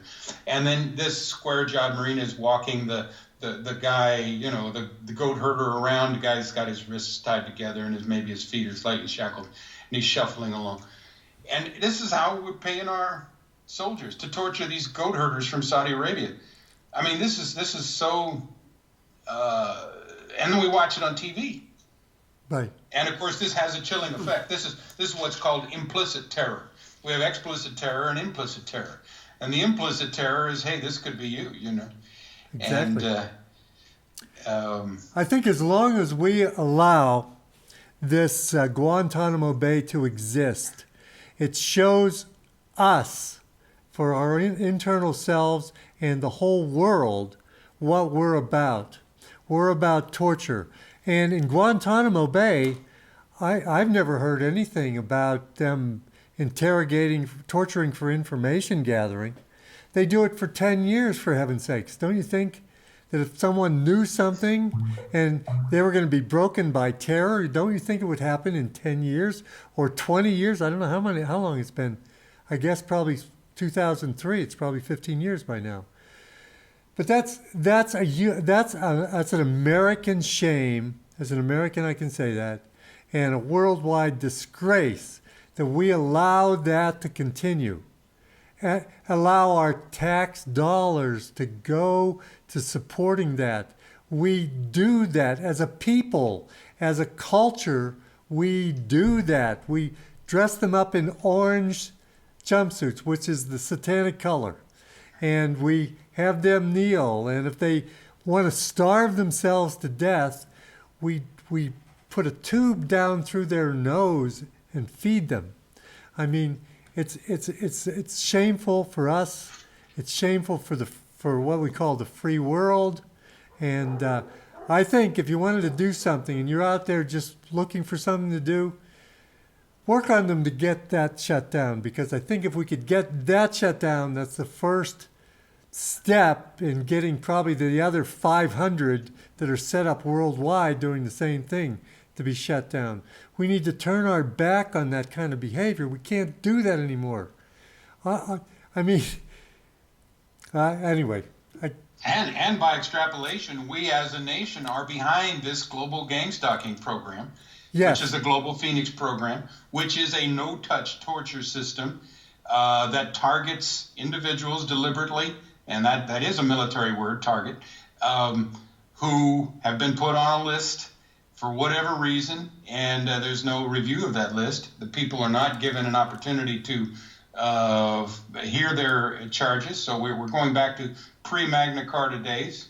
There is no legal.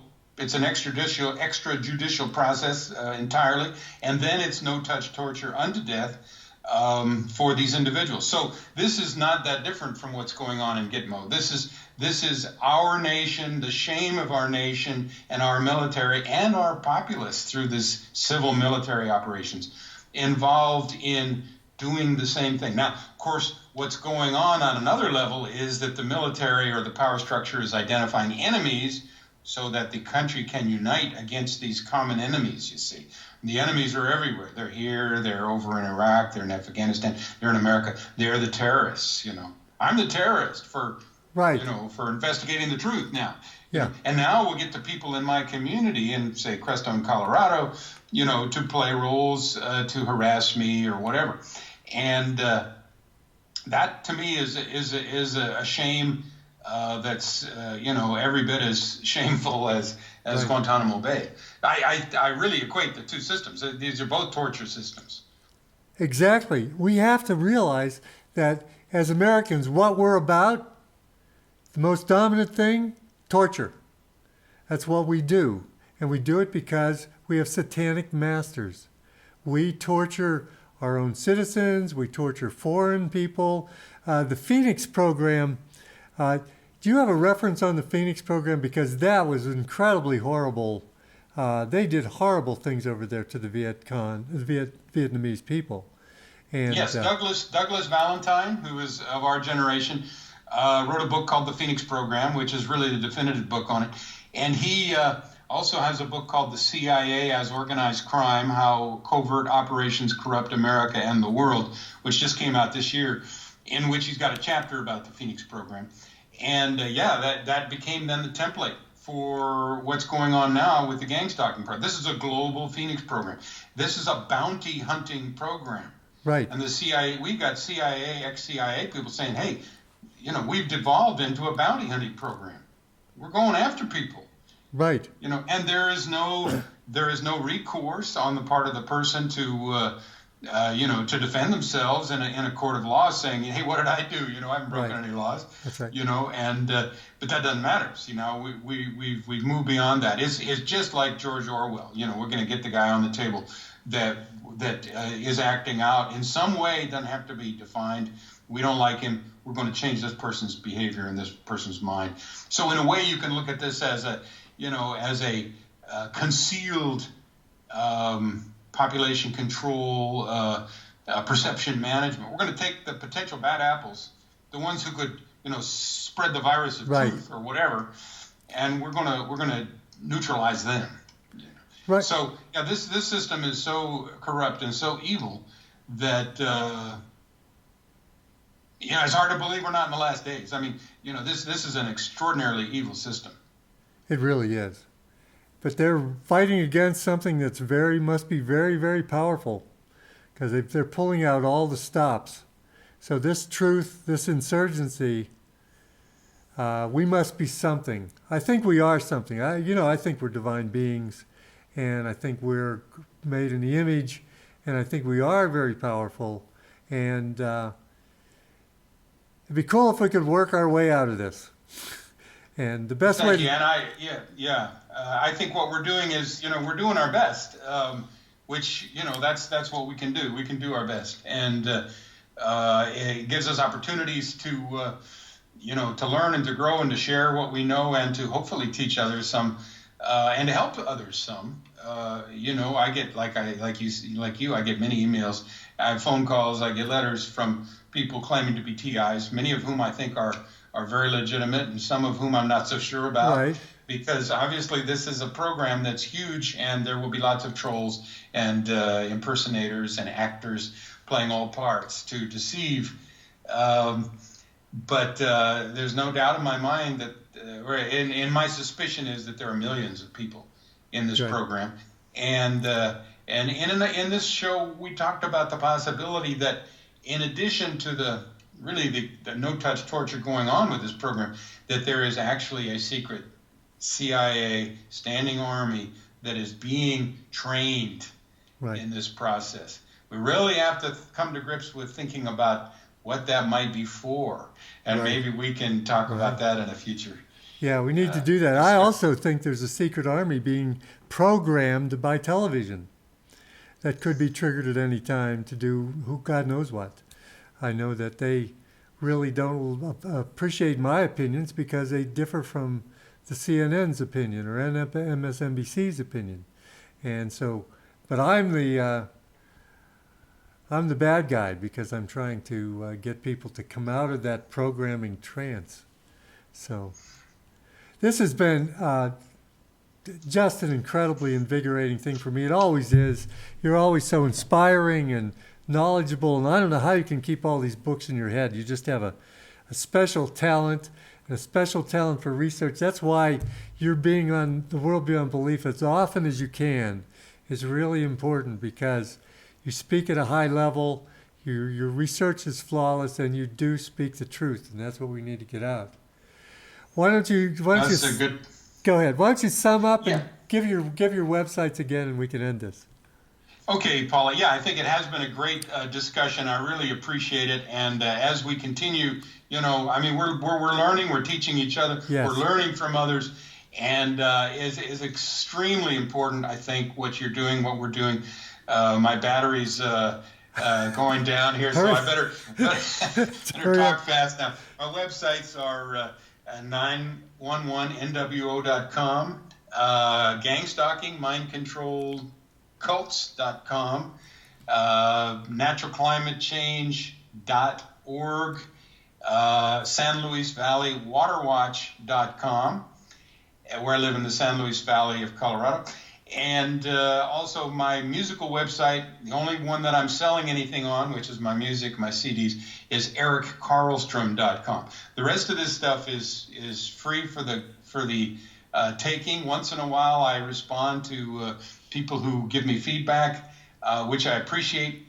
In fact, that's how indeed I met Paul and Mindy Marko here from response to one of my websites. Right. But I'm not very good about going there because I'm busy researching. Right. It's like my attitude is keep going forward, and God will sort it out, you know. But anyway, I sure appreciate this interview with you, Paul and Mindy, and your efforts. And I'm looking forward, as soon as I can get set up, to getting on some of your four-way interviews. They'd love it. They'd love it. They're looking forward to you joining them. And hey, I've listened to Eric's music. It's delightful. It's kind of, I'd characterize it a combination between classic and country. It's very sophisticated. It's like a very sophisticated country music. Very refreshing. So with that, we'll say thank you very much, Dr. Eric Karlstrom. It's been a pleasure. And I'll say thank you to the World Beyond Belief audience. Bye-bye.